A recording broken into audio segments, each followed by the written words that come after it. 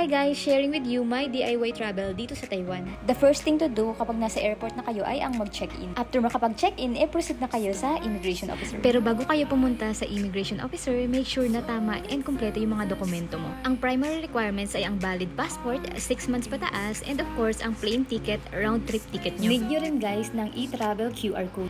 Pero for my peace of mind, nagdala rin ako ng mga secondary requirements. Ito ay ang hotel accommodation, itinerary, COE, company ID, and yung mga nabook mong mga activities. And ang tip ko sa inyo guys, huwag kayong maglalabas ng mga documents na hindi naman hinahanap ni IO. Kung ano lang yung tanong, yun lang din yung sasagutin mo. Huwag natin silang pangungunahan. So here are the questions I got asked during my travel. Saan ang pupuntahan? Kailan ang balik para ma-confirm yung round trip ticket mo? Ilang araw at sino ang kasama mo?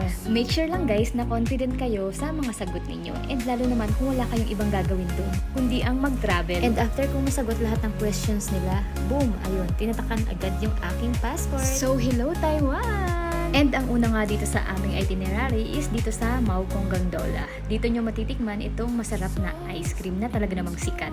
And may mga convenience store din. Sobrang ganda nga ng experience namin dito sa Maokong Gondola kasi makikita mo talaga yung buong Taiwan. Mga green leafy vegetable, charis.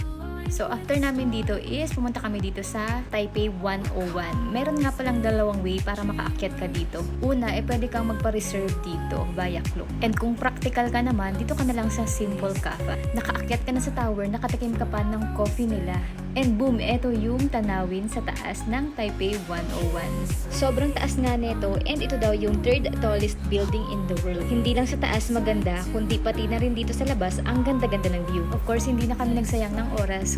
And dumiretso na kami dito sa Raho Street Night Market. Sobrang dami ng tao dito and ang daming pagkain na pagpipilian. Comment for part 2!